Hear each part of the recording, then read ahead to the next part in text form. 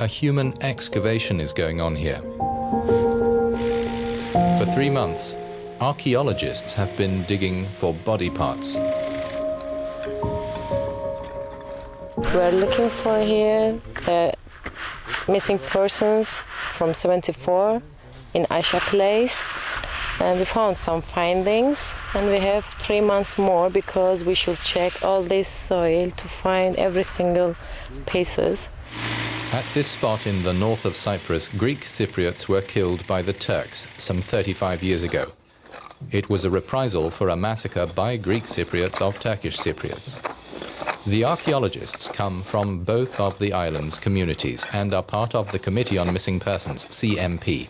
They say finding old bones is not a job, but a duty to the families and their common heritage. It's our history. We should. These people died for us. Because of them, we are alive now. This is my people. This is our past. It doesn't matter for us which is they are Turkish Cypriots or Greek Cypriots. They are Cypriot. And we want to forget everything about past. Cyprus began tearing apart soon after it ceased being a British colony in 1960, when it became a bi-communal republic. In 1974, Greek Cypriots intent on union with Greece attempted a coup. Turkey invaded. A Turkish Republic of Northern Cyprus was declared. Only Ankara recognized it. Only the Republic of Cyprus became a European Union member in 2004. Some 1,500 Greek Cypriots and 500 Turkish Cypriots remain unaccounted for, 5% of the 1974 population. The CMP, run jointly by the UN and Greek and Turkish Cypriots, is the island's only bi-communal program. For the first time, people realize that other side have the same agony, same sadness, same stories. If we want to look forward, if we want to move forward, we have to bring closure to our history. So this is a very important project. Turkish Cypriot Turgut Ahmet's family last saw him and his brothers in August 1974. A group of Greek Cypriots, some of them neighbors, marched them away before their eyes. His wife, Nazia, had borne their fourth child barely 2 weeks earlier. The family mourned in a void. This is my husband, Turgut Ahmet, my brother, Arif Ahmet, and here Hussein. With all the others of our village, 17 people. They came for them and left altogether. I still believe they'll come knocking at the door and appear in the house.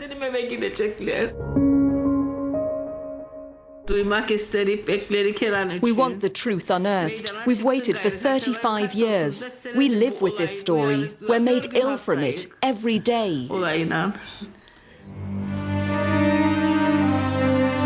Greek Cypriot Dimitris Simeon was also taken away in 1974. Witnesses say by Turkish Cypriots from a field hospital where he was caring for the wounded. His young wife was pregnant. His younger sister Anna talked to us with her daughter Anastasia.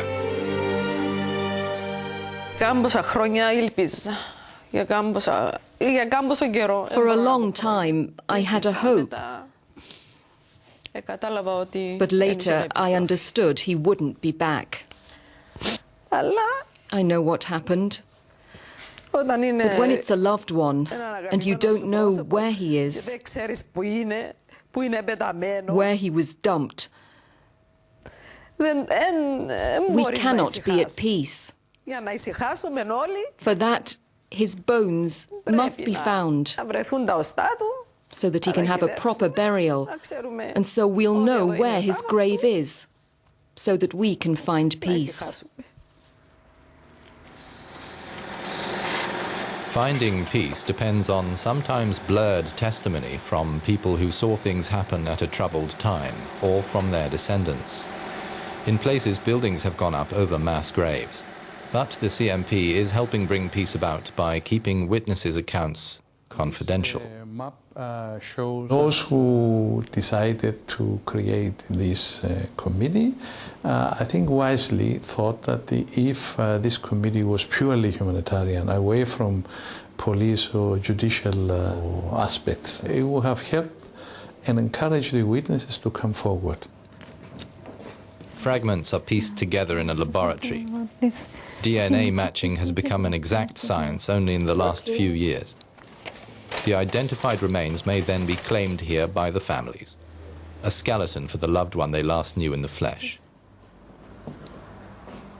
The place is a few meters away from the no-man's land that still divides Cyprus. The United Nations controls the strip. Digging up bones is also digging up the past and the horrors which accompanied these disappearances. It's up to each community to face this, and up to Cyprus as it is. Without it, no reconciliation is possible. Turkish Cypriot Osman Fadil waited 45 years before his brother's last remains were found and identified. In 1964, the bus his brother and 10 others were taking to work at a British military base was hijacked, and they were executed. Osman wants an official recognition of guilt from the authorities. You do find a little bit of peace in your mind, but the pain never goes away. It never goes away. There are so many other people, Greeks and Turks and all sorts of people who suffered in the hands of very few. I do not want revenge, I do not want any kind of compensation or anything like that. I just want people to know that my brother died for nothing, and thousands more have died for nothing, and someone has got to turn around and say, why? Eleni was still a child when she lost her brother.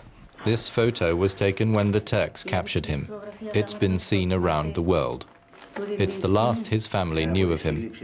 For a long time they hoped international prisoner of war rules would have protected him. They were told last August his bones had been identified, dug out of a pit. It's as if what happened has just happened now, this instant, even though it happened 35 years ago.